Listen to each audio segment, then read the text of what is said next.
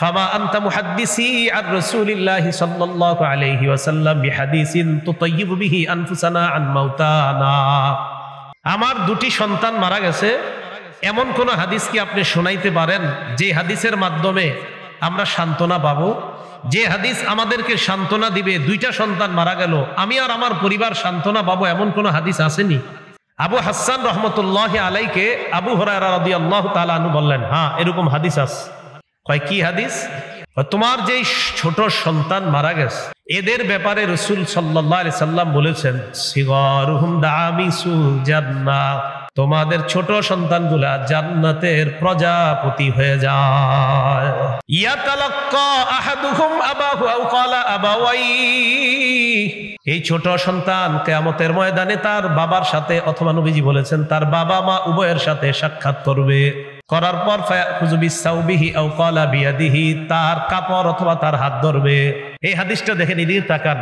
আবু হুরায়রা বলে, কামা আনা আখুযুন বিসনিফাতি সাউবিকা হাযা, আমি তোমার কাপড়ের আঁচলটা এইভাবে যেমন ধরে রাখছি, ঠিক এইভাবে ছোট সন্তান তার বাবা মায়ের কাপড়ের আঁচল ধরবে, ধরার পর ফালা ইয়াতানাহা আও ক্বালা ফালা ইয়ানতাহি হাত্তা ইউদখিলাহুল্লাহু আবাহুল জান্নাহ, ওই সন্তান কাপড়ের আঁচল অথবা হাত ধরে জান্নাতে না নেওয়া পর্যন্ত ওই সন্তান থামবে না, বাবা মাকে জান্নাতে নিয়েই ছাড়বে। তো আবু হুরায়রা বলে দিলেন, কামা আনা আখুযুন বিসনিফাতি সাউবিকা হাযা। ইবনে মাজাহ কিতাবের নাম, 82 নম্বর হাদিসের বর্ণনা। আম্মা জান আয়েশা সিদ্দিকা রাদিয়াল্লাহু তাআলা আনহার বর্ণনা, তিনি বলেন, দুআইয়া রাসূলুল্লাহ সাল্লাল্লাহু আলাইহি ওয়াসাল্লাম ইলা জানাজাতি গুলামিন মিনাল আনসার, রাসূলুল্লাহ সাল্লাল্লাহু আলাইহি ওয়াসাল্লামকে এক আনসারী ছোট বালকের জানাজায় রাসূলকে ডাকা হয়, আহ্বান করা হয়। ছোট একটা আনসারী এক ছোট সন্তান মারা গেছে, জানাজা পড়ানোর জন্য নবীজি সাল্লাল্লাহু আলাইহি সাল্লামকে আহ্বান করা হয়েছে। আম্মা জান আয়েশা সিদ্দিকা রাদিয়াল্লাহু তাআলা আনহা বলেন, ইয়া রাসূলুল্লাহ তুবা লিহাযা উসফুরুম মিন আসাফিরিল জান্নাহ, ইয়া রাসূলুল্লাহ এই সন্তানের জন্য সুসংবাদ, উসফুরুম মিন আসাফিরিল জান্নাহ, এই সন্তান তো জান্নাতের চড়ুই পাখির মধ্যে একটা চড়ুই পাখি হয়ে গেছে। ছোট সন্তান, আরেক হাদিসে জানলাম প্রজাপতি, এই হাদিসে জানলাম চড়ুই পাখি। তো আম্মা জান আয়েশা বলে, ইয়া রাসূলুল্লাহ এই সন্তান লাম ইয়ামালি সুআ ওয়া লাম ইউদরিকহু, এই সন্তান তো কোনো গুনাহ করে নাই, গুনাহ তাকে স্পর্শও করে নাই, কতই না সুসংবাদ, সে জান্নাতের একটা চড়ুই পাখি হয়ে গেছে। এই হাদিসে জানলাম জান্নাতের চড়ুই পাখি। এই যে বাচ্চা মারা যায়, এই বাচ্চা মারা যাওয়ার পর তাকে দুধ পান করানোর জন্য জান্নাতে একজন দুগ্ধ দানকারিনী, যিনি দুধ পান করাবে, একজন এরকম দুধ পানকারিনী নারীকেও আল্লাহ ঠিক করে রাখেন। আপনাদের বিশ্বাস হয় না কথাটা? আরে সহিহ বুখারীর বর্ণনা 1382 নম্বর হাদিস। লাম্মা তুওয়াফিয়া ইব্রাহিম, নবীজির সন্তান ইব্রাহিম যখন মারা গেছে, নবীজির সন্তান ইব্রাহিম মারা গেছে, মারা যাওয়ার পর নবীজি বললেন, ইন্না লাহু মুরদিআন ফিল জান্নাহ, ইব্রাহিমকে দুধ পান করানোর জন্য জান্নাতে একজন তৈরি আছে। সহিহ বুখারীর বর্ণনা, রাসূল বললেন, ইন্না লাহু মুরদিআন ফিল জান্নাহ, তাকে দুধ পানকারিনী একজন জান্নাতে তৈরি আছে, প্রস্তুত আছে তাকে দুধ পান করানো। এই বাচ্চাগুলারে পালে কারা? দুধ পান করার ব্যাপারটা পাইলাম, এদেরকে পালে কারা? সহিহুল জামে নামে একটা কিতাব আছে, এই কিতাবের 1023 নম্বর হাদিসের বর্ণনা। ক্বালা রাসূলুল্লাহ সাল্লাল্লাহু আলাইহি ওয়াসাল্লাম, নবীজি বলেন, আতফালুল মুমিনিনা ফি জাবালিন ফিল জান্নাহ, মুমিনদের ছোট ছোট সন্তানগুলা জান্নাতের একটা পাহাড়ের মধ্যে থাকে। সুবহানাল্লাহ। ইউকাফিলুহুম ইব্রাহিম ওয়া সারা হাত্তা ইয়ারুদ্দাহুম ইলা আবাইহিম ইয়াউমাল কিয়ামাহ, ছোট ছোট সন্তানগুলা জান্নাতের একটা পাহাড়ের মধ্যে থাকে, তাদেরকে লালন পালন করে ইব্রাহিম নবী আর সারা আলাইহাস সালাতু ওয়াস সালাম। ছোট সন্তানদেরকে লালন পালন করে কে? ইব্রাহিম নবী এবং তার বিবি সারা আলাইহিমাস সালাতু ওয়াস সালাম। এই দুইজন তাদেরকে লালন পালন করতে থাকবে কিয়ামত পর্যন্ত। হাত্তা ইয়ারুদ্দাহুম ইলা আবাইহিম ইয়াউমাল কিয়ামা, কিয়ামতের ময়দানে এই সন্তানদেরকে তাদের বাবা মায়ের কাছে ফেরত দিয়ে দিবে। তাহলে বাচ্চা মারা গেলে ধৈর্য ধারণ করে, অনেক পুরস্কার, তাদের দুধ পানকারিনীও রেডি আছে।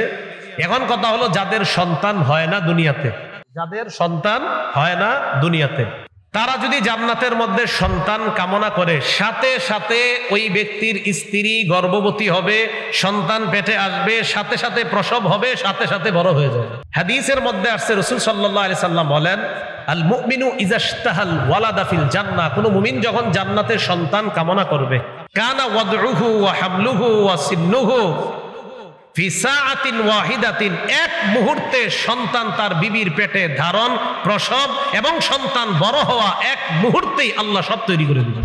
কোরআনের এক আয়াত দ্বারা এটা প্রমাণিত হয়, ওয়াফিহা মা তাশতাহিহিল আনফুস ওয়া তালাজ্জুল আয়ুন, সেখানে হৃদয়গুলা যা কামনা করবে তাই তাদেরকে দেওয়া হবে।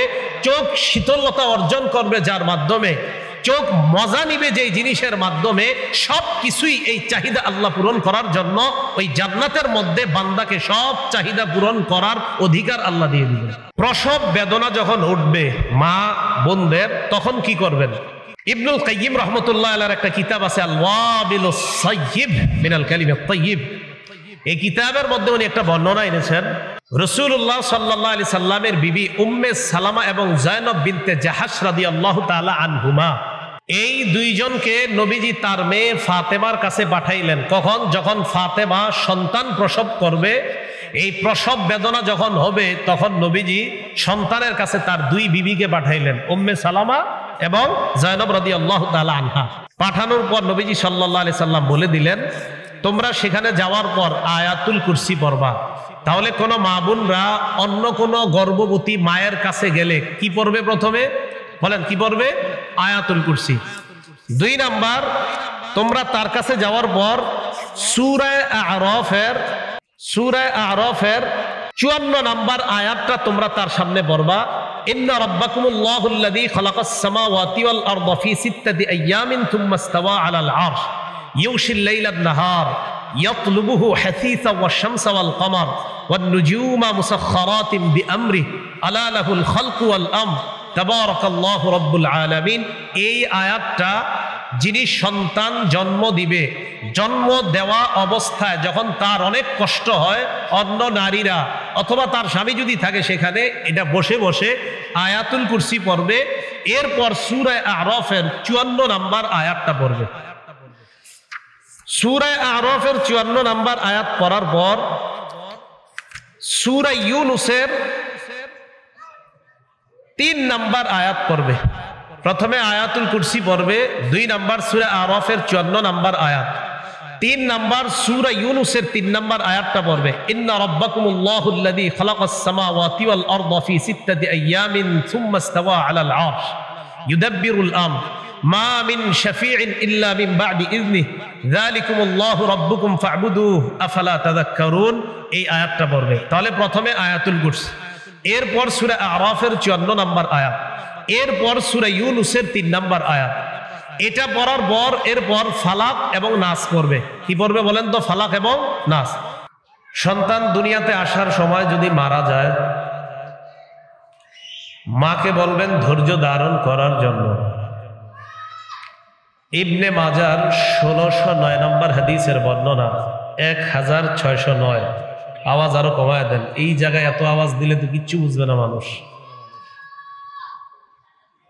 রাসূলুল্লাহ সাল্লাল্লাহু আলাইহি সাল্লাম বলেন, গর্ভপাত হয়ে যায় যেই সন্তান, গর্ভপাত হওয়ার সন্তান, এই সন্তানের ব্যাপারে রাসূল বলেন, ইন্নাস সিকতা লা ইয়াজুরু উম্মাহু বিসারিহি ইলাল জান্নাহ। গর্ভপাত হওয়া সন্তান মাকে নাভি দিয়ে পেঁচিয়ে জান্নাতের দিকে দৌড়াবে। গর্ভপাত হওয়া সন্তান মাকে নাভি দিয়ে পেঁচিয়ে জান্নাতের দিকে দৌড় দিবে। ইবনে মাজার 1608 নম্বর হাদিসের বর্ণনা, ক্বালা রাসূলুল্লাহ সাল্লাল্লাহু আলাইহি ওয়াসাল্লাম, ইন্নাস সিকতা লা ইরাগিমু রাব্বাহু ইযা আদখালা আবাওয়াইহি আন-নার। গর্ভপাত হওয়া সন্তানের মা বাবাকে যখন আল্লাহ জাহান্নামে দিবে, যদি দেয় আর কি, গর্ভপাত হওয়া সন্তানের মা বাবাকে যদি আল্লাহ জাহান্নামে দেয়, ইকু দিয়েন না, ইকু বন্ধ করে দেন। গর্ভপাত হওয়া সন্তানের প্রত্যেক মাহফিলে আমি বলি কি কি করা লাগবে না লাগবে, এরপরও মাইকম্যানরা উদ্দেশ্য প্রণোদিতভাবে আমার সময় মাইকের আওয়াজ বাড়ায়, জানে যে আমি বেশি আওয়াজ পছন্দ করি না। গর্ভপাত হওয়া সন্তান লা ইউরাগিমু রাব্বাহ, রবের সাথে ঝগড়া করবে। গর্ভপাত হওয়া সন্তান ইদা আদখালা আবাওয়াইহিন নার, গর্ভপাত হওয়া সন্তানের মা বাবাকে যদি আল্লাহ জাহান্নামে দেয়, এই গর্ভপাত হওয়া সন্তান আল্লাহর সাথে ঝগড়া করবে। তো আল্লাহ পাক রব্বুল আলামিন এই ঝগড়া মানে এটা হলো আপনার মহব্বতের ঝগড়া এটা বলা যায়, এটারে আপনি ভয়ঙ্কর পর্যায়ে ঝগড়া এই জাতীয় অনুবাদ না হওয়া। গর্ভপাত হওয়া সন্তান বলবে আল্লাহ আমার আব্বা আম্মাকে আপনি জান্নাত দেন। আল্লাহ পাকের পক্ষ থেকে বলা হবে আদখিল আবাওয়াইকাল জান্নাহ, তুমি তোমার মা বাবাকে জান্নাতে প্রবেশ করো। গর্ভপাত হওয়া সন্তান তখন কি করবে?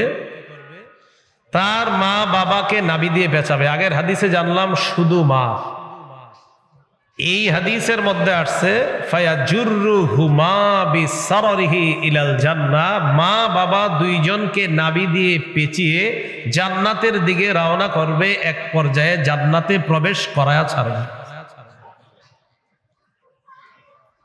এই জন্য কারো সন্তান যখন গর্ভপাত হয়ে যায় তাকে সান্ত্বনা দেওয়া, যেন তিনি ধৈর্য ধারণ করে। হাদিসে আসছে ইদাহতাসাবাত, যদি মা ধৈর্য ধারণ করে তাহলে ওই মাকে সন্তান নাভি দিয়ে পেঁচিয়ে জান্নাতের দিকে দৌড়াবে, জান্নাতের দিকে রওনা করবে। কারো সন্তান দুনিয়াতে আসার পর যদি মারা যায়, ধৈর্য ধারণ করা। তিরমিজি শরীফের 1021 নম্বর হাদিসের বর্ণনা। এই হাদিসের মধ্যে আসছে আবু সিনান রহমতুল্লাহি আলাইহি বলেন দাফান্তু ইবনি সিনানা, আমি আমার সন্তান সিনানকে কবরে দাফন করলাম। বাবা সন্তানকে কবরে দাফন করেছে। ওয়া আবু তালহা আল খাওলানি জালিসুন আলা শাফিরিল কাব, আরেক বড় আলেম আবু তালহা আল খাওলানি কবরের কিনারায় বসা। ফালাম্মা আরাদতুল খুরুজ, আমি আমার সন্তানকে কবর দেওয়ার পর যখন কবর থেকে বের হওয়ার ইচ্ছা করলাম, আমাকে আবু তালহা আল খাওলানি আমার হাতের মধ্যে ধরলেন, ধরার পর বললেন আফালা উবাশশিরুকা ইয়া আবা সিনান, আবু সিনান আমি কি তোমাকে সুসংবাদ দিব না? বলতু বালা, আমি বললাম হ্যাঁ আমাকে সুসংবাদ দেন। আবার বলছি, আবু সিনান তার সন্তান সিনানকে দাফন করেছে। আরেক আলেম আবু তালহা আল খাওলানি কবরের পাশে বসা। আমি আমার সন্তানকে দাফন করার পর যখন বের হওয়ার ইচ্ছা করলাম, আমাকে আবু তালহা হাত ধরে বললেন আমি কি তোমাকে সুসংবাদ দিব না? আমি বললাম জি, সুসংবাদ দেন।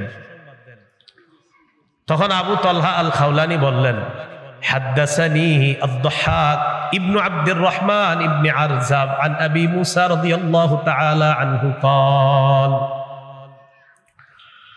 আবু মুসা আশআরী রাদিয়াল্লাহু তাআলা আনহুর বর্ণনা, ইদা মাতা ওয়ালাদুল আব, কোন ব্যক্তির সন্তান যখন মারা যায়, ক্বালাল্লাহু লিমালাইকাতি, আল্লাহ ফেরেশতাদেরকে বলে কবাতুম ওয়ালাদা আবদি, তোমরা আমার বান্দার সন্তানটাকে ছিনিয়ে নিয়ে আসলা। ফেরেশতারা জবাব দেয় ফায়াকুলুনা নাআম, হ্যাঁ মাবুদ আমরা আপনার বান্দার সন্তানটাকে ছিনিয়ে নিয়ে আসছি। এরপর আল্লাহ বলেন কবাতুম সামারাতা ফুআদিহি, আমার বান্দার কলিজার টুকরাটা তোমরা ছিনায় আনলা। ফেরেশতারা জবাব দেয় ফায়াকুলুনা নাআম, হ্যাঁ আপনার বান্দার কলিজার টুকরা ছিনিয়ে আনছি আমরা। আল্লাহ বলে মাযা ইয়াকুলু আবদি, আমার বান্দার সন্তানকে যে তোমরা ছিনিয়ে আনলা, আমার বান্দার কি অভিমত, বান্দা কি বলে? ফেরেশতারা জবাব দেয় হামিদাকা ওয়াস্তারজা, আপনার বান্দার সন্তান আমরা ছিনিয়ে আনার পর আপনার বান্দা বলেছে আলহামদুলিল্লাহ, আর পড়েছে ইন্না লিল্লাহি ওয়া ইন্না ইলাইহি রাজিউন। আপনার মিরপুর 1 নাম্বার উমকের সন্তানকে নিয়ে আসার পর তিনি বলেছেন আলহামদুলিল্লাহ, আর পড়েছে ইন্না লিল্লাহি ওয়া ইন্না ইলাইহি রাজিউন। আল্লাহ কয় ইবনু লি আবদি বাইতান ফিল জান্নাহ, আমার ওই বান্দার জন্য জান্নাতে একটা ঘর বানায়া দাও। ওয়া সাম্মুহু বাইতাল হাম, এই ঘরের নাম রেখে দাও বাইতুল হাম।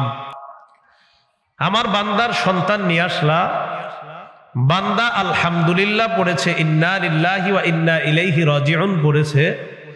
তোমরা আমার এই বান্দার জন্য জান্নাতে একটা ঘর বানাও, আর ওই ঘরের নাম রাখো বাইতুল হাম। তাহলে বলেন তো, কারো সন্তান মারা যাওয়ার পর তিনি যদি ধৈর্য ধারণ করে আলহামদুলিল্লাহ পড়ে, ইন্না লিল্লাহ পড়ে, তাকে আল্লাহ জান্নাতে যে ঘরটা দিবে নাম কি? বাইতুল হাম, প্রশংসার ঘর। মুসলিম শরীফের 2635 নম্বর হাদিস। আমাদের মাদ্রাসার পাঠ্যপুস্তকের পুরাতন যে নুসখাগুলা, সেই নুসখা অনুযায়ী হাদিসের নাম্বারটা হবে 2635। মোট হাদিস সংখ্যা হবে 3033। ইদানিং বিভিন্ন মাক্তাবা আপনার তাকরার সহ মুসলিমের অনেকগুলা কপি বের করছে। আমি যেই কপির নাম্বারটা বললাম 2635, মাদ্রাসার পুরাতন নুসখাগুলা, মোট হাদিস সংখ্যা হবে 3033টা, বিলা তাকরার। এই হাদিসের মধ্যে আসছে আবু হাসান রহমতুল্লাহি আলাইহি বলেন, কুলতু লি আবি হুরায়রা রাদিয়াল্লাহু তাআলা আন ইন্নাহু ক্বাদ মাতা লি ইবনান।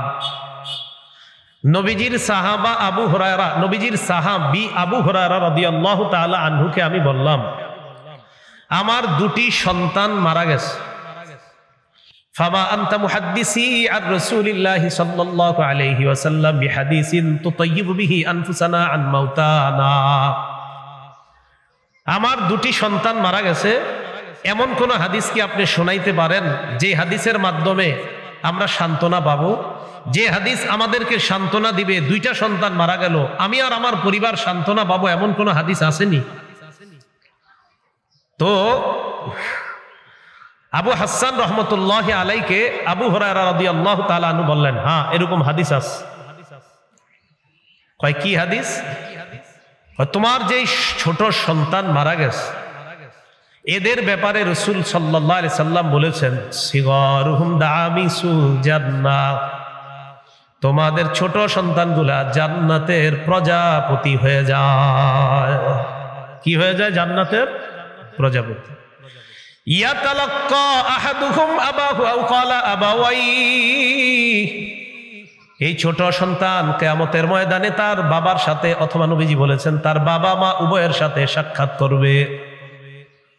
করার পর ফায়াখুযু বিসাওবিহি আও ক্বালা বিয়াদিহি, তার কাপড় অথবা তার হাত ধরবে।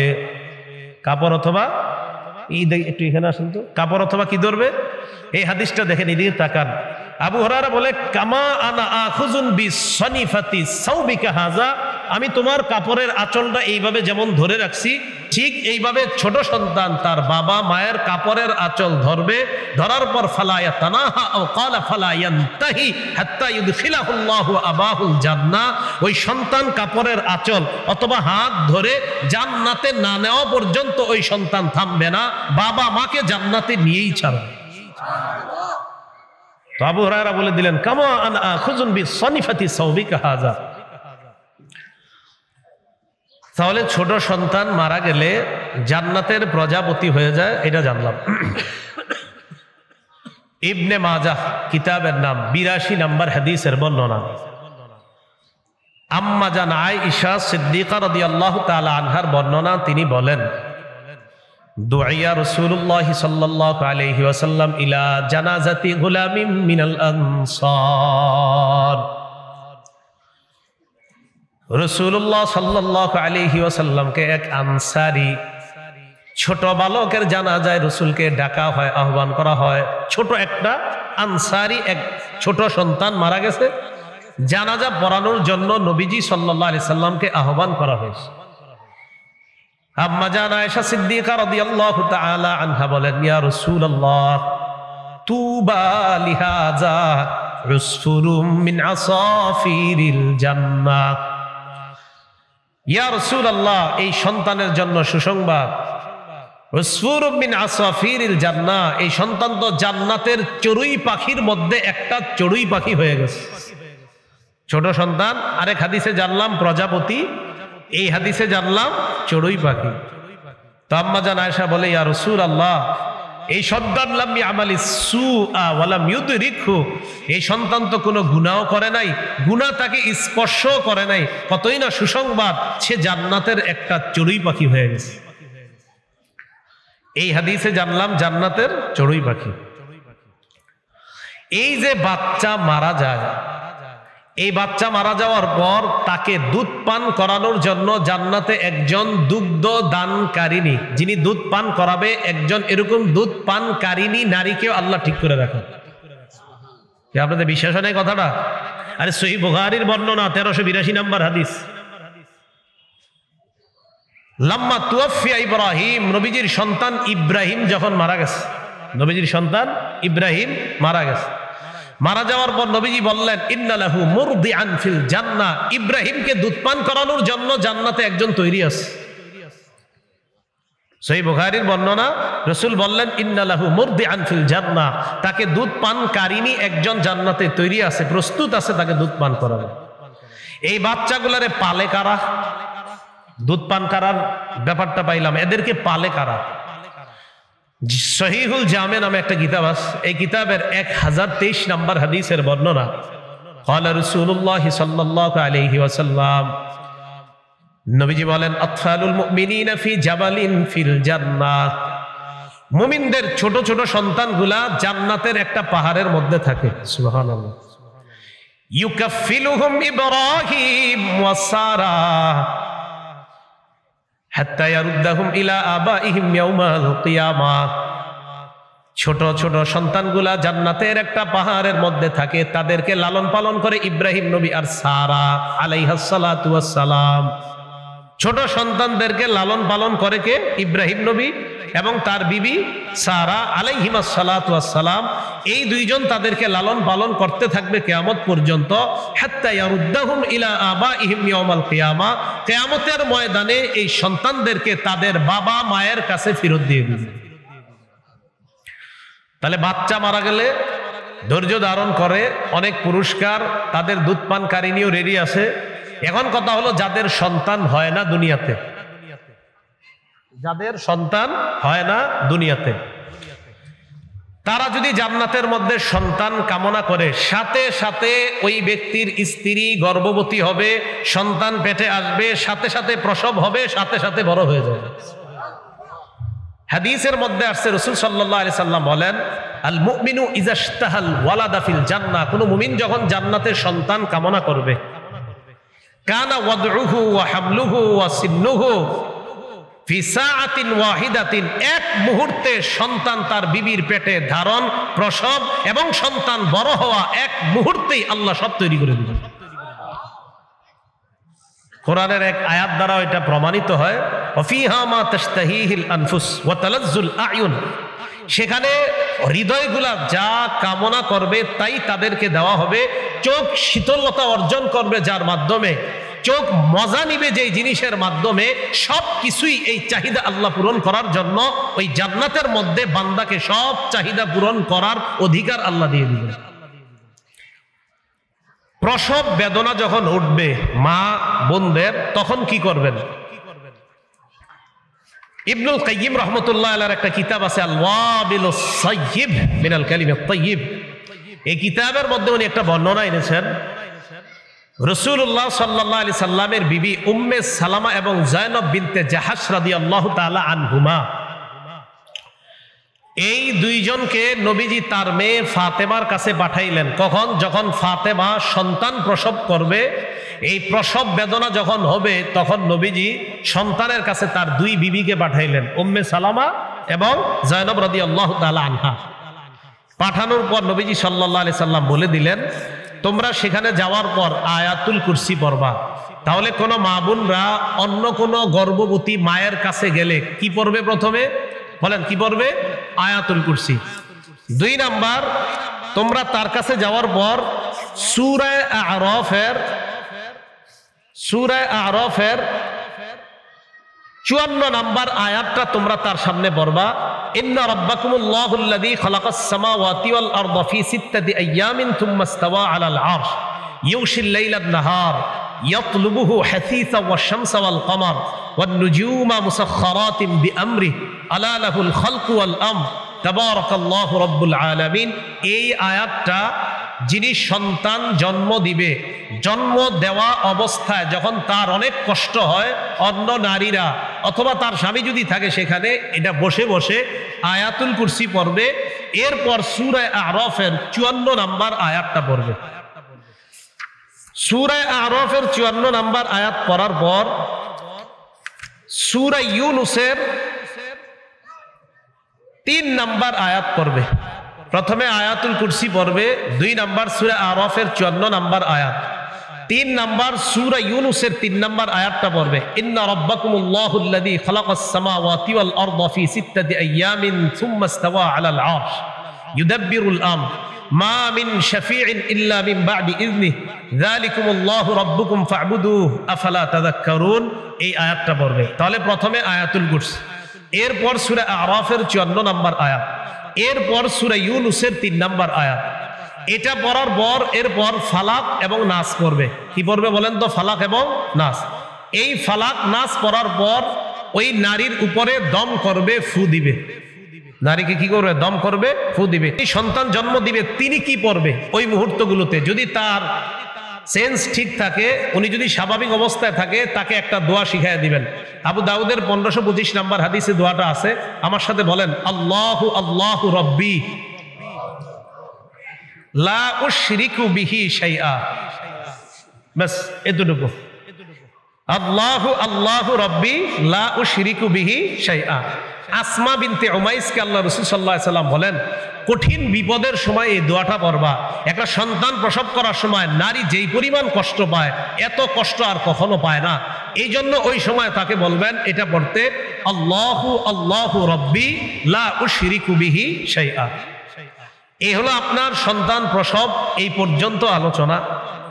সন্তান দুনিয়াতে আসার পর প্রাথমিকভাবে আমরা মনে রাখবো, সন্তান আমার আপনার কাছে, মা বাবা যারা, তাদের কাছে 12টা পাওনা আছে। কয়টা পাওনা? 12টা। বেশি হতে পারে আরো, আমার জানা মতে আমি যতটুকু বের করতে পেরেছি 12টা। আরো অনেক চিন্তা করলে বের হবে অনেক। 1 নাম্বার, সন্তান দুনিয়াতে আসার পর তার কানে আজান দেওয়া। ছেলে হলেও আজান দেওয়া, মেয়ে হলেও আজান দেওয়া। এটা 1 নাম্বার পাওনা। আবু দাউদ শরীফের বর্ণনা, 5105 নাম্বার হাদিসের বর্ণনা, উবাইদুল্লাহ ইবনে আবি রাফি তার বাবা থেকে বর্ণনা করেন, রাআইতু রাসূলুল্লাহি সাল্লাল্লাহু আলাইহি ওয়াসাল্লাম আযানা ফি উযুনিল হাসান ইবনে আলী ইবনে আবি তালিব রাদিয়াল্লাহু তাআলা আনহুমা হিনা ওয়ালাদাতু ফাতিমাতু বিস-সালাহ। ফাতিমা রাদিয়াল্লাহু তাআলা আনহা যখন হাসানকে জন্ম দিলেন, উবাইদুল্লাহ ইবনে আবি রাফি তার বাবা থেকে বলেন যে আমার আব্বা বলেন, আমার আব্বা নবীজিকে দেখেছেন যে আমি নবীকে দেখলাম হাসান দুনিয়াতে আসার পর নবী নামাজের যেই আজান অবিকল, ওই আজানটা হাসানের কানের মধ্যে দিতে আমি দেখছি। তাহলে 1 নাম্বার আজান দেওয়া। 2 নাম্বার সন্তানকে তাহনিক করানো। আল্লাহওয়ালা কোন আলেমের মুখে একটা খেজুর দিবেন। আপনাদের এই এলাকায় তো বাস পাইছেন একজন আল্লামা মুফতি দেলোয়ার সাহেব, রেডি রাখবেন। সন্তান হওয়ার পর সাথে সাথে ওনার কাছে পারলে নিয়ে যাবেন, যদি সময় দেয়, না দিলে না। খেজুর নিয়ে যাবেন, উনি চাবাবে, চাবানোর পর থুতুটা আপনার সন্তানের মুখে দিবে। এরপর চাবানো খেজুরের একটু অংশ মুখের ভিতরে তালুর উপর লাগিয়ে দিবে। সহিহ বুখারী 3909 নাম্বার হাদিসের বর্ণনা, আসমা বিনতে আবু বকর রাদিয়াল্লাহু তাআলা আনহুমা, আবু বকর সিদ্দিকের কন্যা আসমা, তিনি বলেন, আন্নাহা হামালাত বি আব্দুল্লাহ ইবনে জুবায়ের রাদিয়াল্লাহু তাআলা আনহুমা, তিনি তার পেটে আব্দুল্লাহ ইবনে জুবায়েরকে যখন ধারণ করলেন, তো তিনি বলেন, খরজতু ওয়া আনা মুতিম্মুন, আমি হিজরতে রওনা করলাম এমন অবস্থায় যে আমি আসন্ন প্রসবা, মানে আমার সন্তান যে কোনো মুহূর্তে হয়ে যেতে পারে।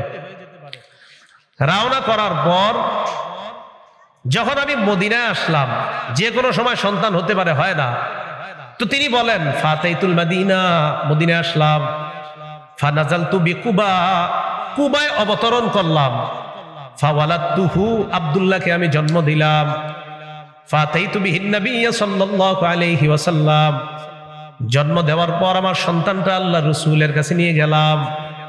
ফাদাআ বিতামরা, আল্লাহ নবী খেজুর আনলেন। ও নিয়ে যাওয়ার পর ফাওয়াদাতুহু ফি হাজরিহি, নবীর কোলে দিলাম সন্তানকে। ফাদাআ বিতামরা, আল্লাহ রসুল খেজুর আনলেন। ফামাদাগাহা, রসুল খেজুরটা চাবাইলেন। চাবানোর পর সুম্মা তাফালা ফি ফিহি, আব্দুল্লাহ ইবনে জুবায়েরের মুখের মধ্যে নবীজি থুতু দিয়ে দিছে। পরে কি কয় দেখেন, ফাকানা আউওয়ালা শাইইন দাখালা জাওফাহু রিকু রাসূলিল্লাহি সাল্লাল্লাহু আলাইহি সাল্লাম, আমার সন্তান আব্দুল্লাহর মুখে সর্বপ্রথম, দুনিয়ার অন্য কোনো খাবার যায় নাই, কোনো দুধও যায় নাই, সর্বপ্রথম আমার সন্তানের মুখে নবীর থুতু মুবারক গিয়েছে। তাহলে রাসূল সাল্লাল্লাহু আলাইহি সাল্লামের থুতু মুবারক সর্বপ্রথম আব্দুল্লাহ ইবনে জুবায়েরের মুখে গেছে। এই জন্য কোনো আল্লাহওয়ালার থুতু যদি প্রথম আপনার সন্তানের মুখে দিতে পারেন, আর খেজুর ওইটা যদি নবীজি সাল্লাল্লাহু আলাইহি ওয়াসাল্লাম সুম্মা হান্নাকাহু বিতামরা, নবীজি এরপর খেজুরের একটি অংশ মুখের ভিতর তালুর উপরে লাগিয়ে দিয়েছেন। এই জন্য আল্লাহওয়ালার মাধ্যমে এই কাজটা করানোর চেষ্টা করবেন। যদি নিয়ে যেতে পারেন ভালো, না পারলে ওনার থেকে আপনি খেজুর একটু চাবায়া নিয়ে আসবেন, ওটার মধ্যেই তো লালা লেগে থাকে, ওইটা সন্তানকে দিয়ে দিবেন। এ হলো 2 নাম্বার। 3 নাম্বার, সন্তানের জন্য বরকতের দোয়া করা। আমরা যারা দেখতে যাব এই বাচ্চাটাকে, ফেসবুকে একটা ছবি তুইলা পোস্ট করে বলবো, প্রথম ভাগিনীর মামা হওয়ার স্বাদ উপভোগ করলাম, বন্ধুরা কেমন আছেন, এটা বলবেন। এটা হলো 3য় অধিকার, নাকি? এই জাতীয় কাজ করবেন না। বাচ্চাদের ছবি ফেসবুকে দিয়ে না, নজর লেগে যেতে পারে, একদম শেষ হয়ে যাবে, একদম কাঠ হয়ে যাবে। কাঠ তো অসংখ্য অগণিত হাদিস দ্বারা প্রমাণিত, কাঠ হয়ে যাবে এগুলা শুকায়। এই বাচ্চার ছবি ফেসবুকে দিয়েন না। 3 নাম্বার, যারা দেখতে যাব তার জন্য বরকতের দোয়া করা। আবু দাউদ শরীফের বর্ণনা 5106 নাম্বার হাদিস, আম্মা জান আয়েশা সিদ্দিকার বর্ণনা, তিনি বলেন, কানা রাসূলুল্লাহ সাল্লাল্লাহু আলাইহি ওয়াসাল্লাম ইউতা বিস-সিবিয়ান ফায়াদউ লাহুম বিল বারাকাত, নবীজির কাছে বাচ্চাদেরকে আনা হতো, আল্লাহ নবী তাদের জন্য বরকতের দোয়া করতেন। আইয়ুব আস-সুখতিয়ানি রাহমাতুল্লাহি আলাইহি যখন কোন নবজাতক কোলে নিতেন, নেওয়ার পর বলতেন, জালাহুল্লাহু মুবারাকান আলাইকা ওয়া আলা উম্মতি মুহাম্মাদিন সাল্লাল্লাহু আলাইহি ওয়াসাল্লাম, নবজাতককে কোলে নিয়ে বলতেন, আল্লাহ যেন এই সন্তানকে তোমার জন্য আর উম্মতে মুহাম্মদীর জন্য বরকতের কারণ বানায় দেন। এই দোয়াটা করতেন। এটা হলো 3 নাম্বার। 4 নাম্বার, আকিকা করা। বলেন কি করা? আকিকা করা। 7ম দিনে আকিকা করা। নাসাই শরীফের 4220 নাম্বার হাদিসের বর্ণনা, ক্বালা রাসূলুল্লাহ সাল্লাল্লাহু আলাইহি ওয়াসাল্লাম, কুল্লু গুলামিন রাহিনুন বিআকিকাতিহি তুযবাহু আনহু ইয়াওমা সাবিহি ওয়া ইউসাম্মা ওয়া ইউহলাকু রাসু। 7ম দিনে বাচ্চার পক্ষ থেকে আকিকা করা হবে। প্রত্যেক নবজাতক তার আকিকার সাথে আবদ্ধ। এইগুলা গুরুত্ব দিয়ে মা বাবা যারা আছেন, 7ম দিনে আকিকা করা হবে, মাথার চুল মুন্ডন করা হবে এবং তার নাম রাখা হবে। তিরমিজি শরীফের 1519 নাম্বার হাদিসে আসছে, রাসূল সাল্লাল্লাহু আলাইহি সাল্লাম হযরত ফাতেমাকে বললেন, ফাতেমা ইহলিকি রাসা, হাসানের মাথাটা মুন্ডন করো, ওয়া তাসাদ্দাকি বিজিনাতি শারিহি ফিদ্দাতান, হাসানের মাথার চুল পরিমাণ রূপা আল্লাহর রাস্তায় সদকা করে দিবা। হযরতে আলী বলেন, ফাওয়াজানতুহু, আমি হাসানের মাথার চুল 7ম দিনে মুন্ডন করে এটা ওজন করছি। ফাকানা ওয়াজনুহু দিরহামান আও বা'দা দিরহাম, আমি দেখলাম হাসানের এই চুল মাপ দেওয়ার পর 1 দিরহাম অথবা অর্ধ দিরহাম হয়েছে মাত্র। এজন্য এটা বেশি হবে না। 7ম দিনের চুল যদি ওজন করে রূপা সদকা করেন, এটা বেশি হবে না, এটা করবেন। ছেলের পক্ষ থেকে 2টা, মেয়ের পক্ষ থেকে 1টা পশু জবাই করা, বকরি জবাই করা, আকিকা করা। তিরমিজি শরীফের বর্ণনা 1513 নাম্বার হাদিসের বর্ণনা, ইউসুফ ইবনে মাহাদ বলেন, আন্নাহুম দাখালু আলা হাফসা বিনতে আব্দুর রহমান, তারা হাফসা বিনতে আব্দুর রহমানের কাছে গেছে। যাওয়ার পর প্রশ্ন করলেন, সালুহা আনিল আকিকা, আকিকার ব্যাপারে জিজ্ঞাসা করলেন। ফাআখবারাতহুম আন্না আয়েশা আখবারাতহা, তিনি তাদেরকে বললেন যে আম্মাজান আয়েশা সিদ্দিকা আমাকে বলেছেন, আন্না রাসূলুল্লাহ সাল্লাল্লাহু আলাইহি ওয়াসাল্লাম আমারহুম আনিল গুলামি শাতান মুকাফিআতান ওয়া আনিল জারিয়াতি শাতান, নবীজি আদেশ করেছেন ছেলের পক্ষ থেকে সমবয়সী 2টি বকরি আকিকা করার জন্য, মেয়ের পক্ষ থেকে 1টা। হ্যাঁ, ছেলের পক্ষ থেকে 1টা করাও যদি কখনো মনে হয় যে একটার মাধ্যমে আমি করতে পারেন, সামর্থ্য কম থাকলে একটা দিয়েও যদি করেন তাও হবে। তিরমিজির 1514 নম্বর হাদিসে আসছে, আক্কা রাসূলুল্লাহ সাল্লাল্লাহু আলাইহি সাল্লাম আনিল হাসানি বিশাত, রাসূল সাল্লাল্লাহু আলাইহি সাল্লাম হাসান রাদিয়াল্লাহু তাআলা আনহুর আকিকা একটা বকরি দিয়ে দেওয়া, এটাও হাদিসের মধ্যে পাওয়া যায়। উলামায়ে কেরাম এই হাদিসের আলোকে বলেন, কারো যদি সামর্থ্য কম হয় তিনি একটা দিয়েও যদি আকিকা করে দেয় আদায় হয়ে যাবে। যদি আকিকা সপ্তম দিনে না করেন তাহলে 14-21তম দিনে করার কথাও পাওয়া যায়। আল জামিউস সগীর 5681 নম্বর হাদিসের বর্ণনা, বুরাইদা ইবনে হাসিব থেকে বর্ণনা, তিনি বলেন, আল আকিকাতু তুযবাহু লিস-সাবঈন, সপ্তম দিনে আকিকা করা, না পারলে আউলি 14 14তম দিনে, না পারলে আউলি 21 21তম দিনে আকিকা করা। আকিকার গোশত সবাই খেতে পারবেন, যে বাচ্চার আকিকা হবে ওরেও যদি পারেন খাওয়াই দিবেন, ও তো খেতে পারবে না। কথার কথা, মানে আপনাদের এমন প্রশ্ন হয় যে আকিকার গোশত কি খেতে পারবে? দেশ গ্রামের মুরব্বীদের বক্তব্য হলো না না না, এটা ছুঁয়েও দেখা যাবে না, যারা না খাবেন আমার জন্য পাঠায় দিন। এ হালাল খাদ্য কেন খাবেন না? হ্যাঁ, এটা সবাই খাবেন, বাবা মা সবাই খাবেন, খাওয়া যাবে। এলো 4 নাম্বার আকিকা করা। 5 নাম্বার সুন্দর নাম রাখা, সুন্দর নাম রাখা।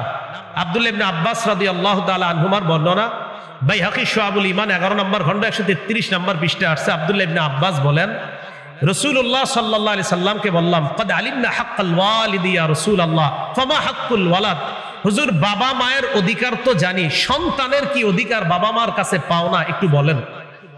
ফাকালা রাসূলুল্লাহ সাল্লাল্লাহু আলাইহি ওয়াসাল্লাম আইয়ুহসিনা ইসমা, সন্তান বাবা মার কাছে অধিকার পাওনা যে বাবা মা সন্তানের সুন্দর একটা নাম রাখবে। ক্বালা রাসূলুল্লাহ সাল্লাল্লাহু আলাইহি ওয়াসাল্লাম আহাব্বুল আসমাই ইলাল্লাহ আব্দুল্লাহ ওয়া আব্দুর রহমান, আল্লাহর কাছে সবচেয়ে পছন্দনীয় নাম দুইটা, এক নাম্বার আব্দুল্লাহ, আরেকটা হলো আব্দুর রহমান। আল্লাহর কাছে সবচেয়ে পছন্দনীয় নাম কয়টা? দুইটা, আব্দুল্লাহ আর আব্দুর রহমান। ওয়া আসদাকুহা হারিস ওয়া হুমাম, আল্লাহর কাছে সবচেয়ে সত্যনিষ্ঠ নাম দুইটা, একটা হলো হারিস আর একটা হলো হুমাম। ওয়া আকবাহুহা হারব ওয়া মুররা, আল্লাহর কাছে সবচেয়ে ঘৃণিত নাম দুইটা, একটা হলো হারব আর একটা মুররা। তাহলে পছন্দনীয় নাম দুইটা আব্দুল্লাহ আব্দুর রহমান, সত্যনিষ্ঠ নাম দুইটা হারিস এবং হুমাম, আর সবচেয়ে ঘৃণিত নাম দুইটা হারব এবং মুররা, এই দুইটা নাম।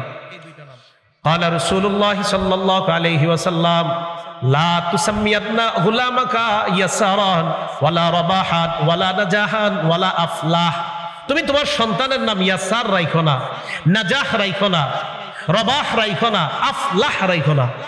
সন্তানের নাম ইয়াসার রাখো না, নাজাহ রাখো না, রাবাহ রাখো না, আফলাহ এই নামগুলা তোমরা রাখো না।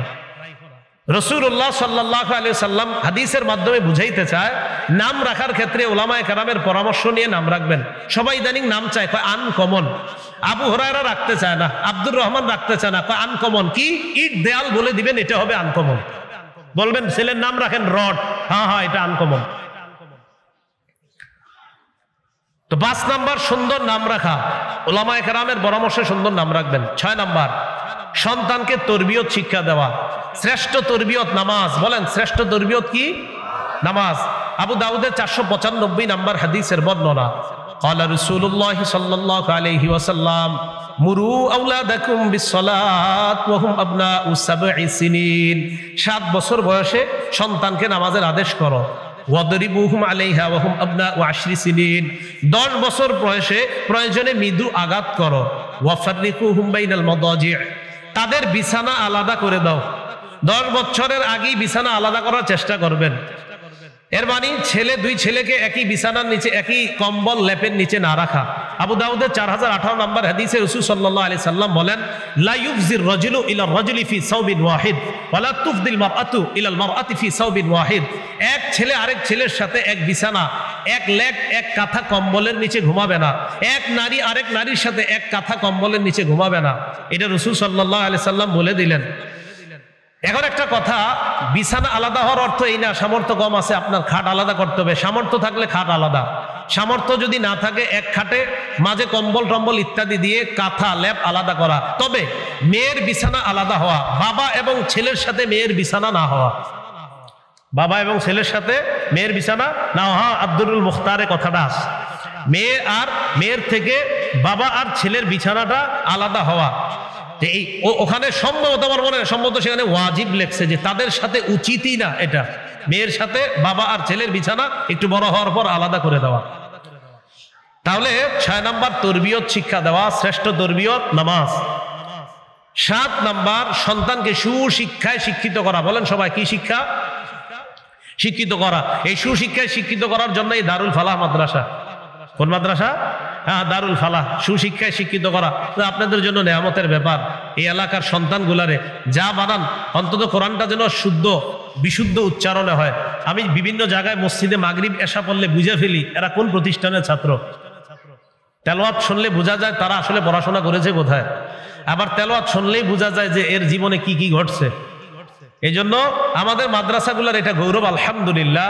এখানে ছেলেদের তেলাওয়াতের মান আলাদা হতেই হবে। আপনি নামাজ পড়ার পরে আপনি বুঝে ফেলবেন এরা কোন প্রতিষ্ঠানের ছাত্র। তো সুশিক্ষায় শিক্ষিত করা, এর মধ্যে শ্রেষ্ঠ শিক্ষা কোরআনের শিক্ষা। বলেন কি শিক্ষা? বিশুদ্ধ উচ্চারণে কোরআনের শিক্ষা। পুরা বাংলাটা বলেন কি? বিশুদ্ধ উচ্চারণে কোরআনের শিক্ষা। বিশুদ্ধ উচ্চারণে শিক্ষা হওয়াটা জরুরি। সহিহ বুখারীর বর্ণনা 5027 নম্বর হাদিস, 5017 তো আছে। রাসূল সাল্লাল্লাহু আলাইহি সাল্লাম বলেন, খায়রুকুম মান তাআল্লামাল কুরআন ওয়া আল্লামা। তিরমিজির 2910 2909 সব এই ব্যাপারে বর্ণনা। রাসূল সাল্লাল্লাহু আলাইহি সাল্লাম বলেন, খায়রুকুম মান তাআল্লামাল কুরআন ওয়া আল্লামা। তোমাদের মধ্যে সর্বোত্তম ওই ব্যক্তি যে কোরআন শিখে অন্যকে শিখায়। সময় বেশি নাই। রাসূল সাল্লাল্লাহু আলাইহি সাল্লাম একজন সাহাবী নামাজ পড়তেছে, আবু মুসা রাদিয়াল্লাহু তাআলা আনহু। আল মুস্তাদরাক লিল হাকিমের মধ্যে বর্ণনা আসছে, নবীজি ওনার সাহাবী রাতের বেলা কোরআন তেলাওয়াত করতেছে। নবীজি এবং তার বিবি আম্মাজান আয়েশা সিদ্দিকা রাতে হাঁটতেছে। রাতে বিবির নিয়ে হাঁটা এটা ভালো, বাকি মার্কেটে আবার বেশি না যাওয়া। হাঁটা মানে অর্থাৎ যেই জায়গায় আপনার কোলাহল কম, যেমন এই এলাকাটা এরকম মনে হয় রাস্তাঘাটে মনে হয় মানুষ কম থাকে, এইসব জায়গায় যাওয়া যেতে পারে। তো রাসূল সাল্লাল্লাহু আলাইহি সাল্লামের সাহাবী নামাজে